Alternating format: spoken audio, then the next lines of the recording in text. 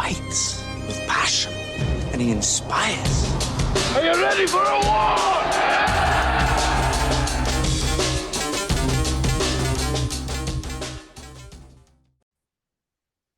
All right, welcome back to From 8 Arbitration. I got the Godfather, Mr. Charlie Miller, on with me. he's, and he- he's wanting to come on and talk to y'all and clear some things up. We're going to talk a little bit about expedited arbitration. For those of you who don't know, had the Zoom. Mr. Renfro had the Zoom yesterday. He talks about expedited arbitration. Kind of put everybody in a little tizzy there for a little bit. And so Mr. Miller is going to come on and talk to you about that. And also about self-preservation, talking about us as city letter carriers and the Postal Service. And so he wants to talk about that, try to put some people's minds at ease. And he always knows that when he wants to come on here, he's got a blank check. He can come on here whenever he wants to and talk about whatever he wants to. So you with me, Mr. Miller? I'm here, but you got me a little confused. I'm either the gunslinger or the Godfather. Well, today I want you to be the Godfather. It reminds me of when I was a kid. My father's family is from New York. My mother's family was from Texas, Oklahoma. So I grew up not knowing whether or not it was you guys or you all. Confusing childhood. But anyway, it's y'all down here. But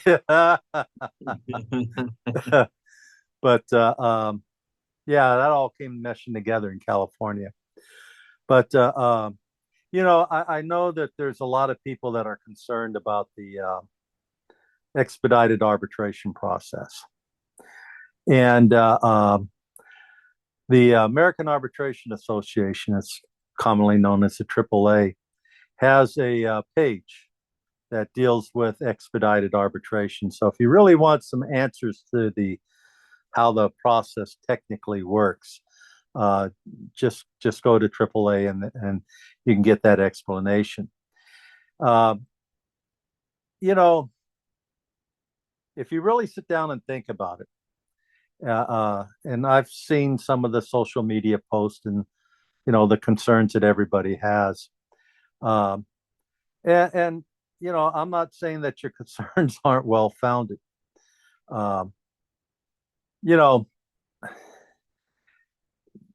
If you distrust the national leadership, Renfro, he could do the same thing that in regular panel arbitration that you would believe that he could do in expedited arbitration. The only problem with the expedited process is that there's not the transparency of briefs and transcripts. The process does move along a lot faster. Whatever you're concerned about the non-economic issues, he could come to a memorandum of understanding in the regular process, just as he can come to a memorandum of understanding in the expedited process. And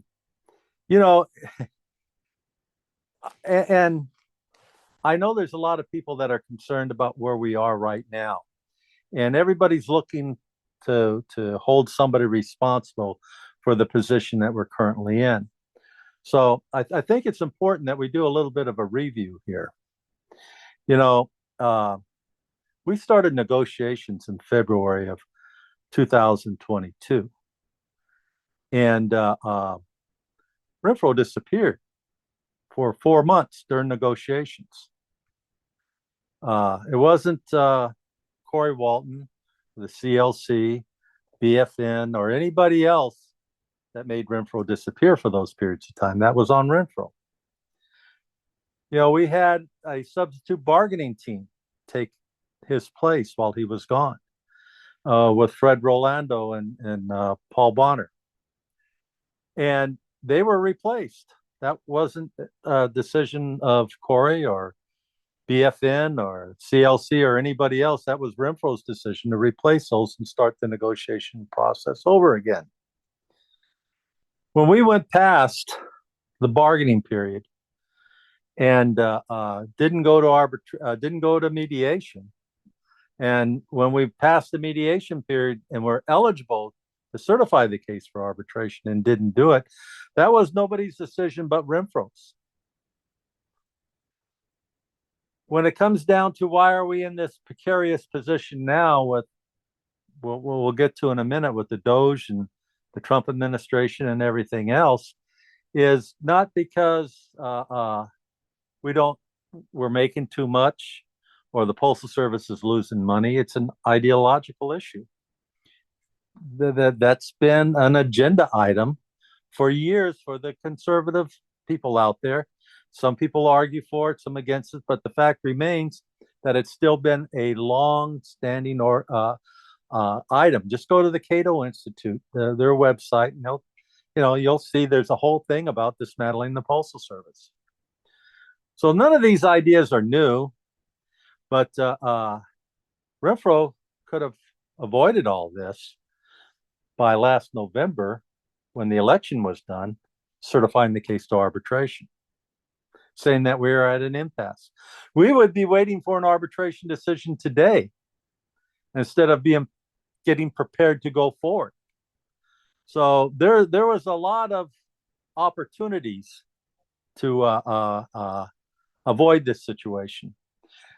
There are members of the executive council that are responsible for this too, because there was an opportunity presented a year ago for them to remove Renfro from office, and we could have had a more competent negotiating team go forward, and they didn't do that.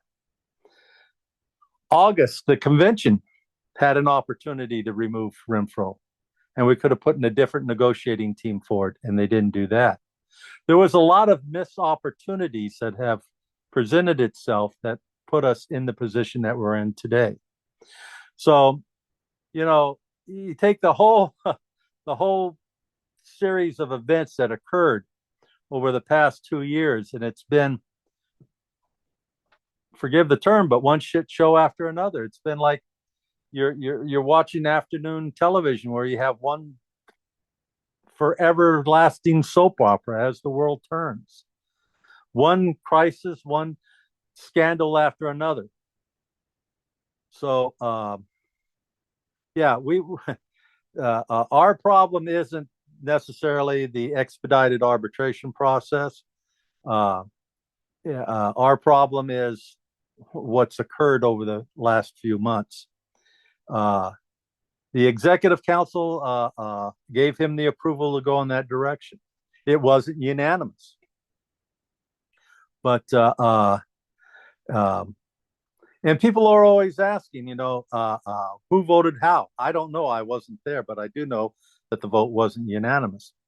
So, if you want that kind of transparency and that kind of clarification, come up with the amendment to the national constitution where the votes on the council have to be registered, that people have to go on record how they voted. Pass that resolution to amend the constitution to require that. That's how you bring transparency to it.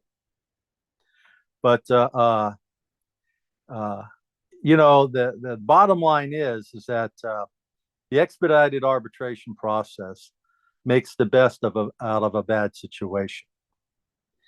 Now, the CLC is, as far as where we stand with this process and the campaign and everything, we can do both. We can still push for reforms within the NALC and at the same time protect the interest of every letter carrier, its job security, by fighting off this attempt to dismantle the Postal Service. If the Postal Service is dismantled, we have no job security at all.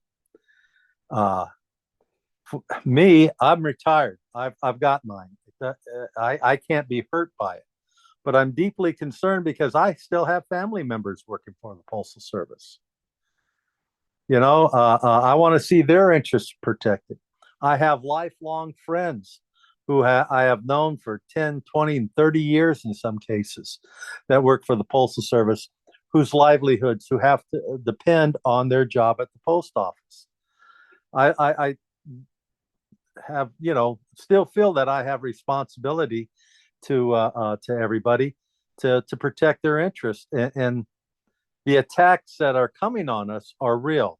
They're just not hyperbole. It's a shame that some people dip down and put their credibility online and try to use it as fear mongering tactics and for their own political advantage. But it's kind of like the Chicken Little syndrome when the time comes and the danger's there, you've squawked so much that nobody believes you anymore. Well, when the Postal Board of Governors retains counsel to protect their own interests, that tells you things are about to get dicey. We're not the only ones, even though we have our internal stuff going on.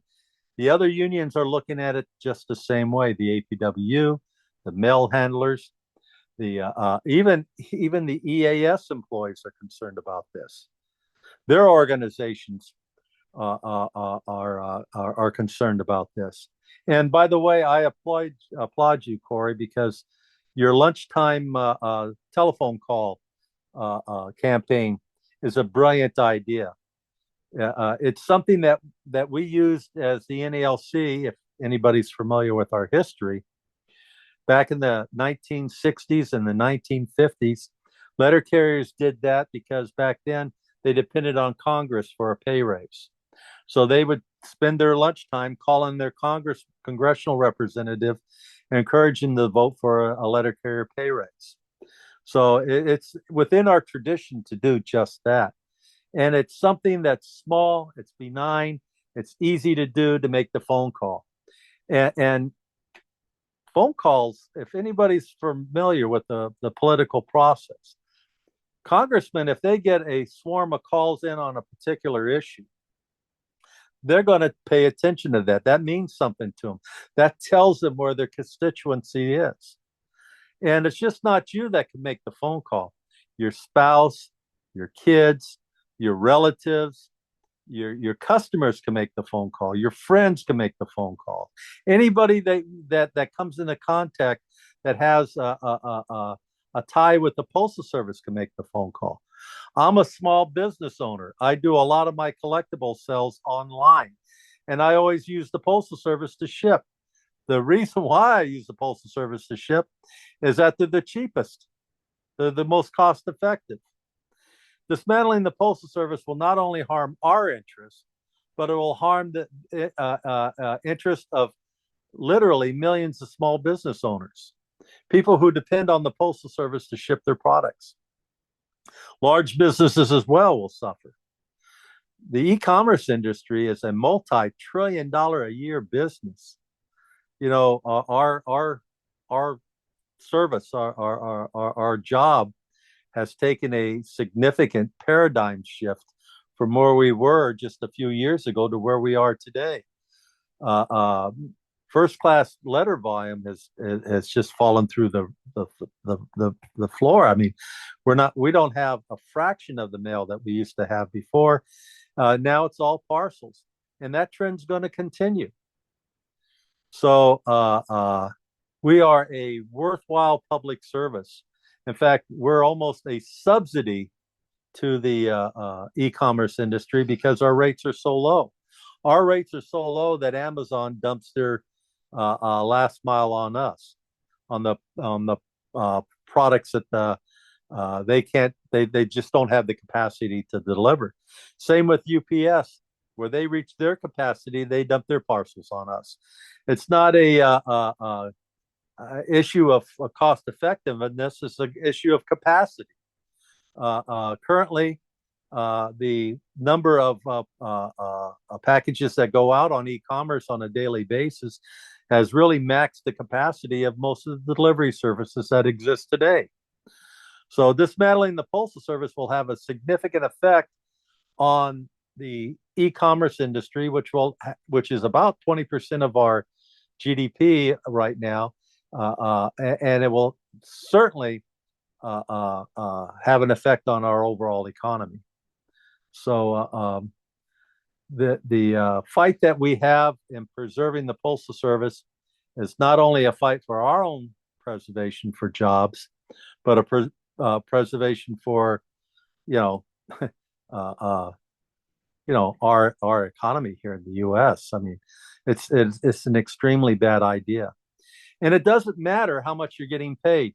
You could be the lowest paid employee anywhere. The Postal Service could be making millions and billions of dollars, and they would still come after us. It's an ideological issue. It's something that's ingrained into them. People need to understand why things are the way they are. Every one of us that's ever carried a route had this dog, this really mean dog. You never did anything to it, but the dog was just mean. It would tear you apart just because you exist. And that's the people who are after us to dismantle the post office. They're the mean dogs in our society. They're coming after us just because we exist. I want to talk to you about just a few things and clear some things up if you know. Mm-hmm. What happens now since the TA was voted down overwhelmingly? And so Renfro gets on there and he talks about we're going to take the financial package forward to expedited arbitration. What happens now with the contractual issues that were also voted down? Like it or not, he's the president of the NALC. And he has the authority to make any agreement he wants with management. And I know people won't agree with that. I was a proponent of the vote no. I have a big problem with the office time give back. I think that destroys the working conditions for letter carriers.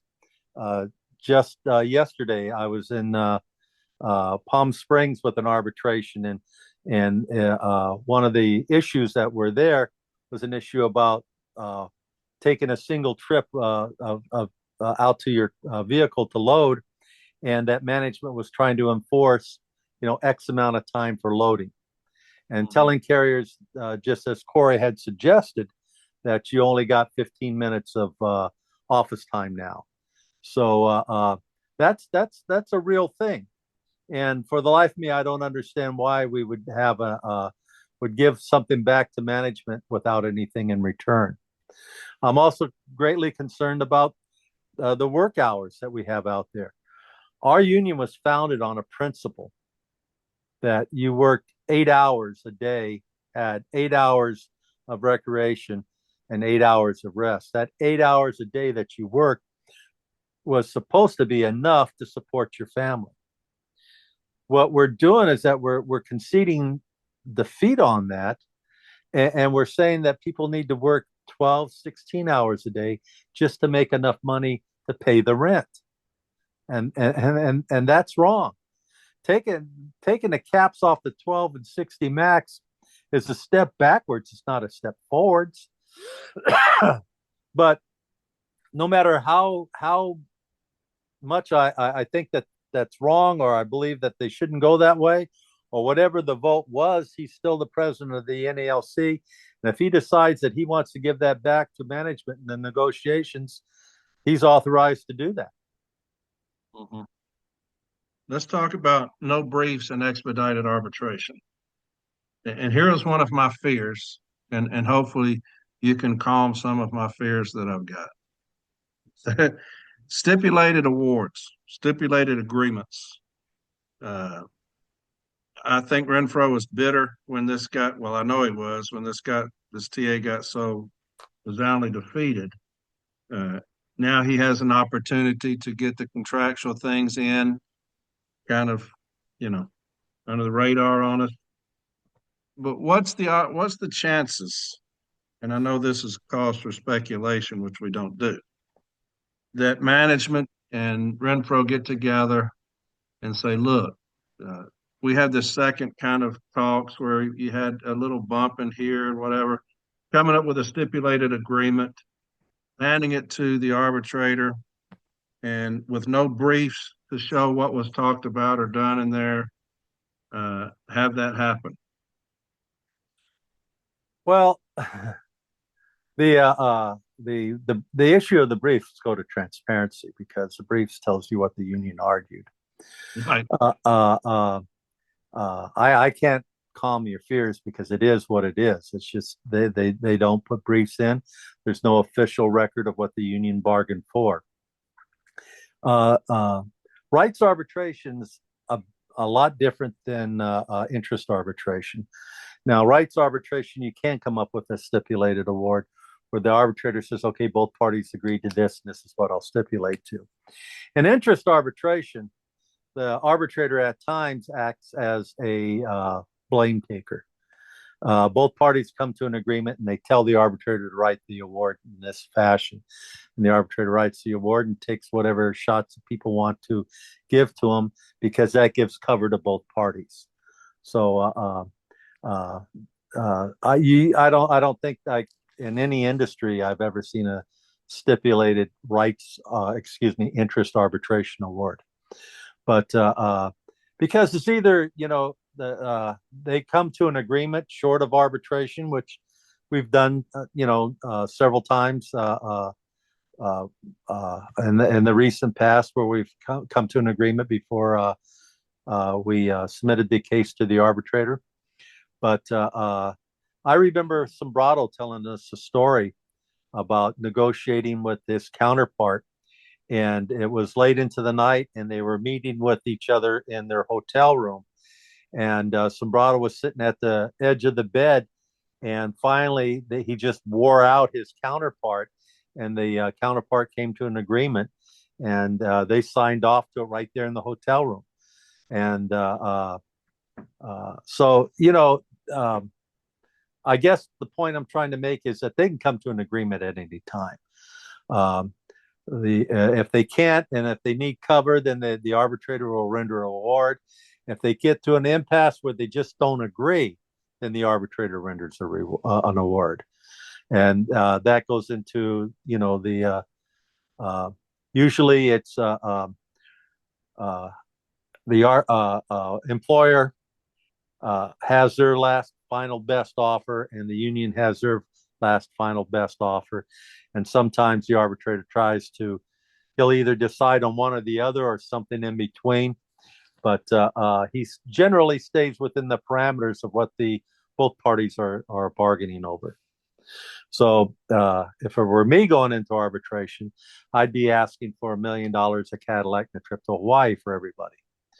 And then we'll work our way back from there. Hopefully you can get in there. Yeah, I can always use a trip to Hawaii. I'm gonna put in the Constitution. I'm gonna put something in there that's what we need to do. We're gonna need you to bargain for us from now on. Well, I'm just using that as an extreme example, but well, I like it. Yeah, I mean, look, this stuff isn't that complicated. You don't have to have a degree in negotiations. You just have to have a little bit of experience and a good idea of where you stand, where your rank and file stands on the economic ladder. And that's part of our problem, is that it's really apparent to me that the leadership has no empathy with where our members are. They think that every member is up at top salary, and they're not. You have CCAs, close to 40 to 60,000 of these people working for us. They're NALC members. They pay full dues, and they're making fast food wages. And the TA, gave them 60 cents an hour raise? Yeah. I mean, come on, be serious. Yeah. People look at us funny when we tell people that people are living out of their cars. People have a hard time believing that unless you're the person making $25 an hour. Then you can see why people are living out of their cars. There's people are foregoing health care for their families because they can't afford the $225 per pay period that it costs for health care. And what they're making per pay period doesn't pay the rent. So, the job isn't what it used to be. And it's really apparent that there's a total lack of empathy. People don't have the money to contribute to TSP. TSP contributions are at an all-time low. And by the time you can afford to contribute to TSP, you are 10, 15 years into your career, and you are that far behind and trying to build up that nest egg for retirement. So this generation of people that are coming on, they're not getting the health care benefits that we all enjoyed when we came on, and they're not able to build towards their retirement because they're not making enough money. So, the people on the bottom end of the scale need relief. We prided ourselves in having a job that paid a living wage. I ain't gonna go through the story about me coming out of the Marine Corps making $9,000 and getting a job at the Postal Service making $18,000 a year, but that's the way it used to be. And just because it used to be that way, don't mean it can't be that way. Right. Everybody looks at the TA. I know National was nationally, resident officers, the executive council, looking at the TA kind of as a gauge. Where are we at? If you lose, where's that vote at? If you win, you kind of feel good about your chances in 26, and it got smashed. And so they took notice. You got a lot of defections coming up. But to say that, I did not see him coming up with an agreement before arbitration, even though he could, like you said, because of that, TA getting so resoundingly defeated. I don't see that. I could see a stipulated award. I just could. Maybe not. Maybe it won't happen. I could see that. He has no interest in fighting. You can tell he looked defeated last night in that Zoom, and I just don't think he has the will to fight. It's been taken out of him. I hope I'm wrong, but I could see a stipulated award where both parties go in and say, "Hey, this is kind of where we're at." Like you said, take the blame off of both parties and give us something like that. But that's my opinion. I almost wish that you were right on that one, because I think it's far worse not having the will to fight. Because I go in there and fire you up and get you out there to take on a fight, but the lack of empathy, I think, is far worse than not having the will to fight. The just not understanding what the day to day rank and file 2/3 of our membership go through just to make it in life. You know, the majority of our people are metro carriers, and they have to commute anywhere between an hour to 2 hours one way on jammed freeways every day to make it to work. They're putting 2 to 4 hours a day on the freeway just to go to work and come home, and going through all that extra expense.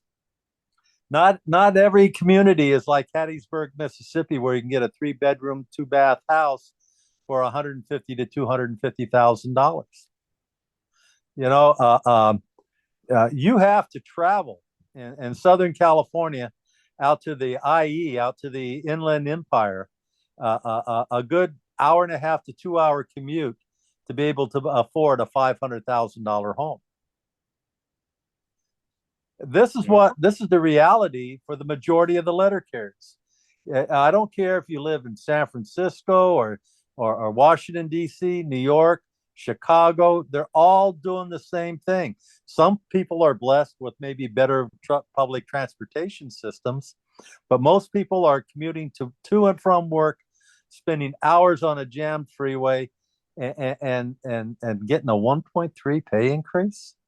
It's supposed to help them somehow. It's not about what the Postal Service can afford. It's about what letter carriers can afford. That's where we have to be. We have to be focused in on what our people need, not what the Postal Service needs. And does that conflict with my position on Saving the Postal Service from being dismantled? Not a bit, because they control the rates and how much they charge for postage. Sure, you're going to have to charge more for postage, but pay our people an adequate wage. That's what it's all about. Yeah.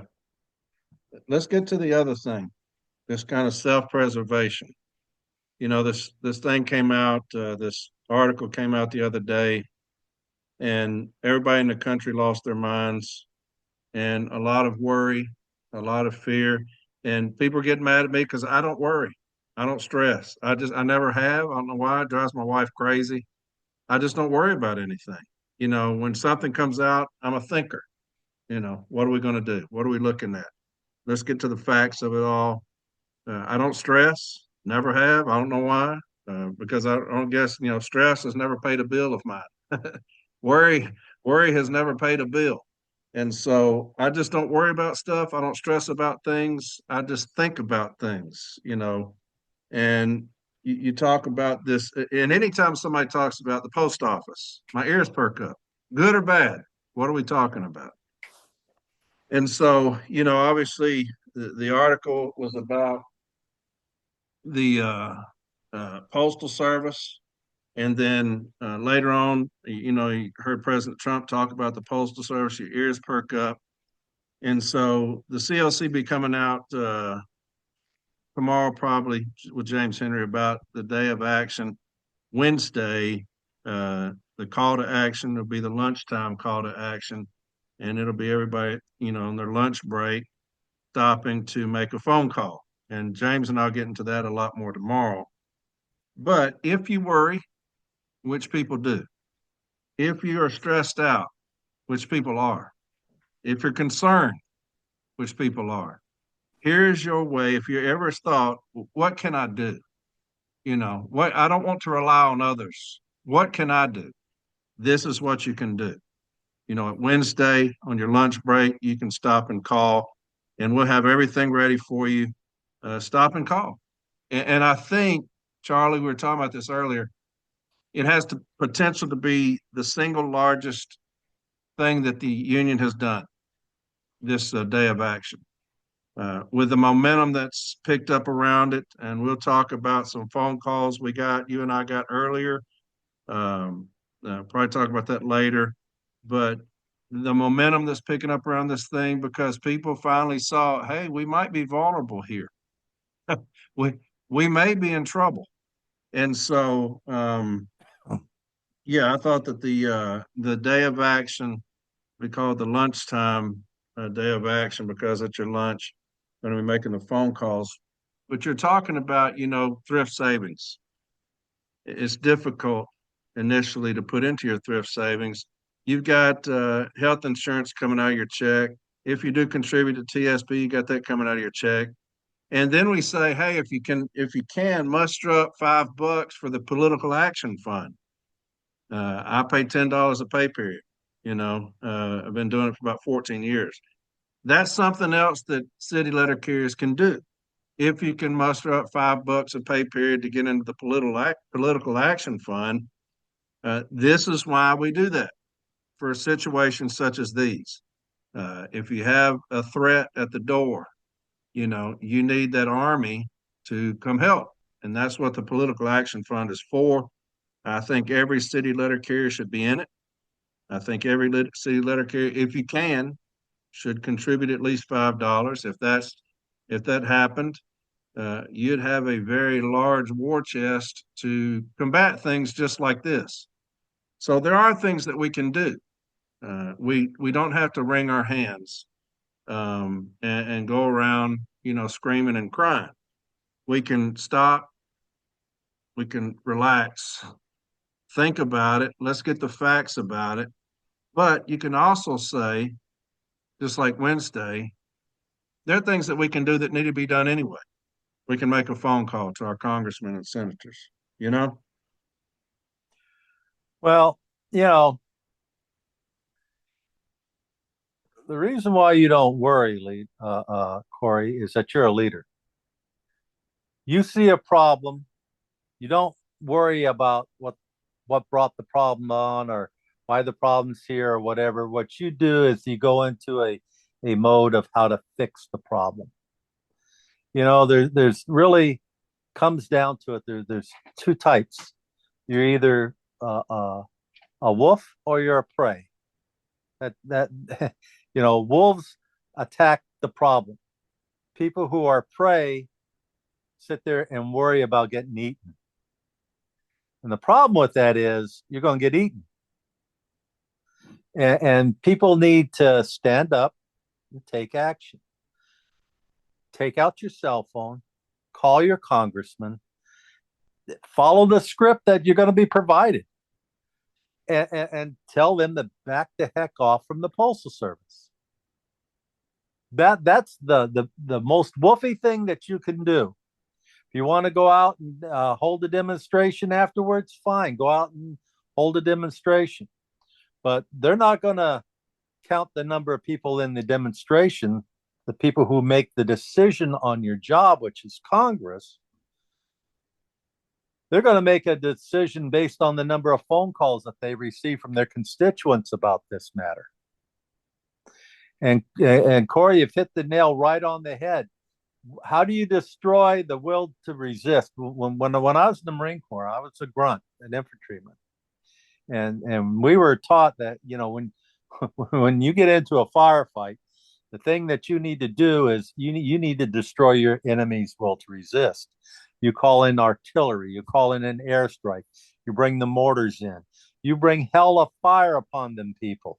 You cut off their source of resupply, cut off their beans, bullets, and bandages.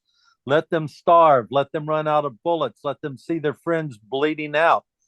They'll surrender. And that's just what we need to do here. We need to cut off their source of power, and that's Congress. All you have to do is to go to the internet and see that the NALC is a very diverse organization politically. You got people who support the administration and people who are opposed to the administration, but we all have one thing in common. We all have this job, and we all think that this job is worthwhile saving. And picking up your phone and dialing in your congressman's number and just reading them the script, it takes 5 minutes out of a half-hour lunch break. It will help save your job. And not only do you do that, but you convince your coworkers to do that. You give them the numbers to their congressional representative. You give them to your mother, your father, your brother, your sister, your wife, your girlfriend, whatever you got out there. You give it to everybody and have them do it. I'm going into my shop and I'm going to explain to the rest of the dealers there that who sell online as well, that they need to make a call to their congressman. This is the biggest thing that we can do to have an impact. If you can afford to give, I'm not going to sit here and beg you guys to contribute to the political action fund, but if you can afford to give $5, $10, give it. But we can all afford to make a phone call. Yeah. And that's, Charlie, you was talking earlier, and it's beautiful. Look, the CLC and everybody, all these other things, we can handle that at another day. Those things will take care of themselves. I have APW, mail handlers. I've got rural carriers, EAS. They all listen. And so when I say that this could be the biggest thing that's ever happened as far as an outreach Wednesday, that's what I'm talking about. We've had massive support for this thing. But when the CLC comes out with their thing Monday afternoon, we can flood all of our social media with that. Like you said, have your friends on social media put it up saying, hey, this is what we need you to do for us. This is what, that's what I'm going to do. Put up on all my sites. This is what we need. Anybody who's my friend that's not with the Postal Service, if you've ever loved me, do me a favor. Do me a favor. We'll have a link on there where you can put your phone number in, and it'll bring up who your congressmen and your senators are. And that's where you'll know. It's very easy. And we'll have the script for you, like you said. The template will be there for you, who we are, what we do, the importance of us, Charlie, the importance of us over the last 200 something years. This is why we're important. This is why our community loves us. This is why we're, when you talk about the most trusted federal organization, which don't say a whole lot nowadays, but the most trusted federal organization is us by a long shot, by 30 points. And so, those things have come out Monday evening, and I would immediately start putting them up saying, hey, there's going to be a call of action, a day of action, and that'll be Wednesday on our lunch break. So, like I said, and we'll have, like I said, you and I have been talking earlier about some phone calls we've been getting, which is wild, and we'll talk about once we got some confirmation. But it is the greatest thing that we can do if you're worried, which people are, if you're stressed, which people are. Here is your way to get involved and it will make a difference. I'm telling you, it will make a difference. It'll make a tremendous difference, a significant difference. And if each congressman gets 400 or 500 phone calls, which isn't difficult to do, we just got to get people to participate. We're going to have people that make the decision on our side here, regardless of the political party. I'm not telling anyone to call Democrats or call Republicans or call independents. I'm telling you to call them all. Yeah. And it doesn't matter. Look, I've always, and I'll confess here, I've always considered myself a blue dog Democrat, and I don't agree with everything that the Democratic Party brings forward. I just agree with most of it, and or the parts that I agree with are parts that are dear to me that I don't think the other party's in line with, and that's just not the Republicans, but that's the independents and the libertarians and the Green Party and other people. There's parts that of all those parties that I have a little bit of agreement with, but overall, I consider myself a blue dog Democrat. But I'm not going to shove my political beliefs down your throat. I'm done with all that. All right. As far as where we are with the CLC and the campaign and stuff, we can still work to reform the NALC while we take this on. It would be negligent of us not to recognize the threat that this poses upon everybody's job security here, and not say this isn't Renfro's fight.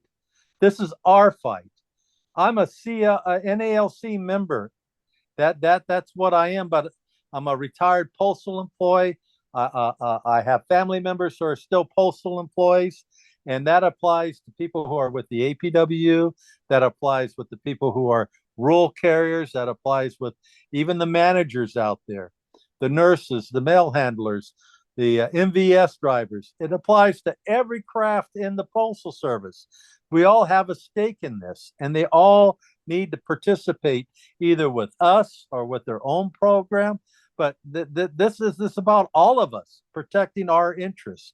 And we have to come together to do that.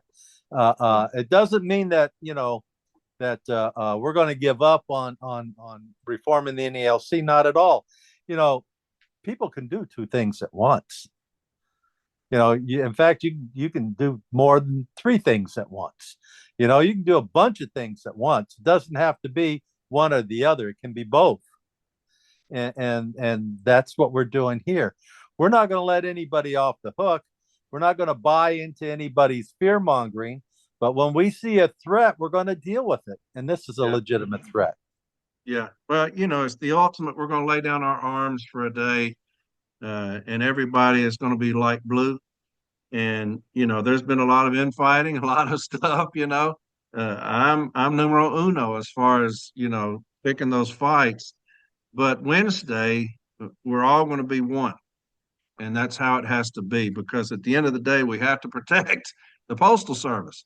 If we don't have a Postal Service, we don't have a union. So it makes no sense not to lay down our arms for a day and make these phone calls.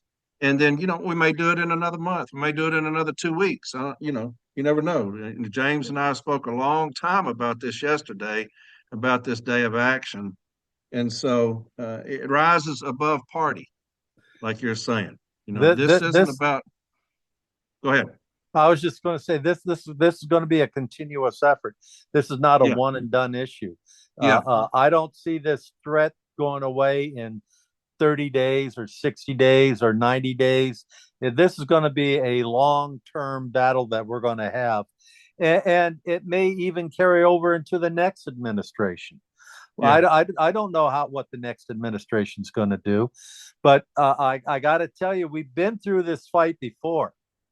And I got to tell you, back in the 80s, and I'm not trying to throw any shade, but I'm just saying the Reagan administration was very sophisticated, and they had a well-oiled machine, and they came after us, and we were able to survive that.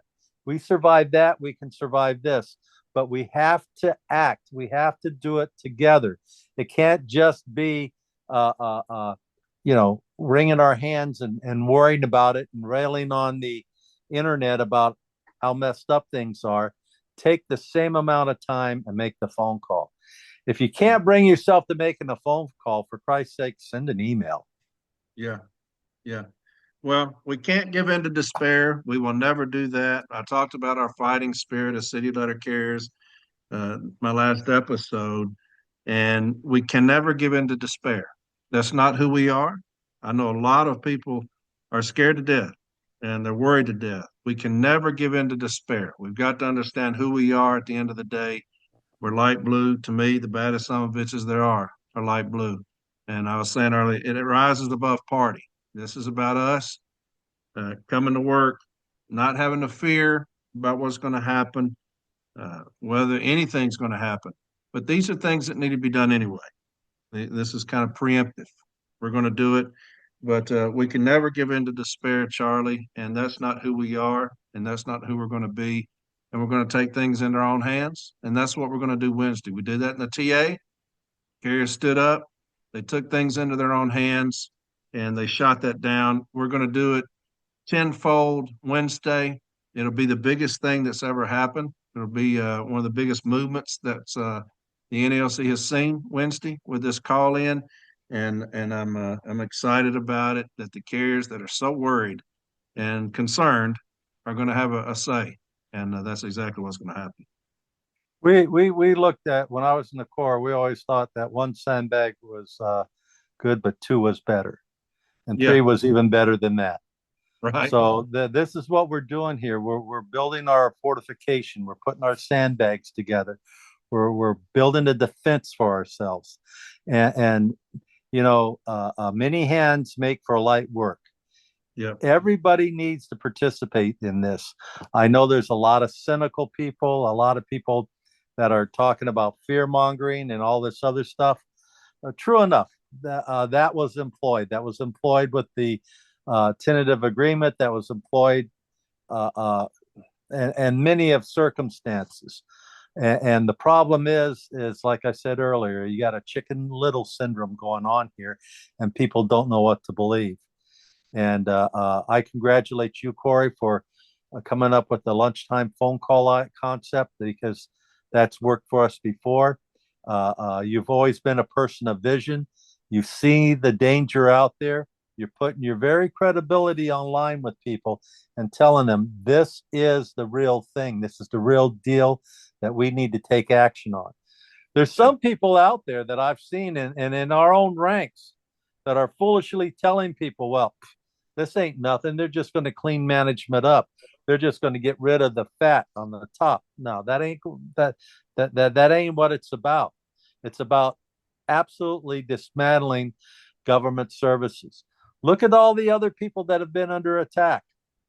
Look at all the other government agencies that they're trying to dismantle right as we speak. Why would you fire the Board of Governors if you didn't want to dismantle the Postal Service? If you just wanted to get rid of the fat at the top, you tell the Board of Governors, get rid of the fat at the top. Yeah. I don't I don't think anybody in the country would think that the Postal Service is ran competently. I think that everybody that looks at us would agree with that. I think that we would agree with that. Now, we've got major problems in the Postal Service. We're not run well. Matter of fact, we're run terribly. There's a lot of fat in the Postal Service. I always go back to Marvin Runyon. If you're not touching the mail, you need to be concerned about your job. That's what I think will happen. But when you talk about a thinker, what if it doesn't? What if that's not the end of it? And that's where we have to be. Whoever you are, whatever you're thinking. If you think that they're just going to come in and look at the books, I've been saying that. Now, this expedited kind of screwed over us getting in those books like I wanted them to, paying some big money to get in those books and seeing where this is all going. That's fixing to happen. If we're kind of merged with the commerce, that's going to happen. They're going to look in those books and they're going to make some hard decisions. And maybe it'll stop there. But when you're a thinker, what if it doesn't? What if it doesn't stop there and it goes further? That's the reason we have Wednesday. Well, Wednesday is in case it doesn't stop there. If it goes further, that's what Wednesday's for. I suggest you guys go to the Cato Institute. You go to like the Heritage Foundation. They got papers on this stuff. This isn't anything new. And a lot of these appointments are from people from these very think tanks, and this is part of their agenda. And this is their opportunity to score one for the home team for them. I mean, they make no mistake about it. They are after us. We can defeat this. Yes. And the bottom line is that the Postal Service is a vital entity for the U.S., not only for our economy, but for communications and any number of reasons. We are needed by the community. And even Republicans, even Democrats and independents and whatever you want to be, realizes that we do play a vital role in our communities, and that this is not something that needs to go away. Yeah. Well, we got support on both sides. All you need is just a few. Yeah. All you need is a few. That's the reason these phone calls are going to be so critical, is all you need is a few. And so we would like 100%, but all you need is a few. You need a few defectors, which we'll have. Both parties love us. You got some that don't, and they're going to vote how they vote. But these phone calls will be critical. And so I'll give you the last word, my brother. Say what you got to say to the people. They love you. Well, if ever a time in the history of our union that solidarity counts, today's the day. Yeah. You may be mad at that brother or sister over there for voting no on the TA or voting yes on the TA. You may be mad at them because they're your ex-girlfriend or ex-spouse or whatever the fact is. The thing is, the one thing that we all have in common is our livelihoods. The mechanism that puts food on the table, puts a roof over our heads, and clothes on our backs, that provides for our children's future. This is it. This is game time. This is something that I'm not here to sell you or to ask you for money. I'm asking you to follow Corey's lead and make a phone call. Yeah. You're paying for the service anyway. It doesn't cost you anything. Make the damn call. Yeah. There, I said a cuss word for you. That's pretty good, man. I think we made it through the whole episode, didn't we? I didn't. Did I say any? I don't recall. That might be a first. I don't have to put rated mature on this thing now. So. Well, Charlie, I appreciate your friendship, my man. I love you to death. You know that you've been a big mentor to me just in the short amount of time. Hell, it's been going on maybe a year now. But Yeah. I always appreciate you coming on here. People love you. City letter carriers look up to you because you've been about that action, and that's what they appreciate. And so we'll do this again soon. How's that sound, my brother? All right, my friend. I do appreciate you. Um, you know, we're all in this together. Yeah. There should be no divide here. We'll have our opportunities to uh, fix and reform and take care of what needs to be taken care of here in 18 months. But right now, we have to laser focus in on the survival of the very institution that provides our livelihoods. Yep. 100%. All right, my brother. Charlie, have a good rest of the night, my man. You too, my friend. Take care. All right, buddy. We'll see you. Bye.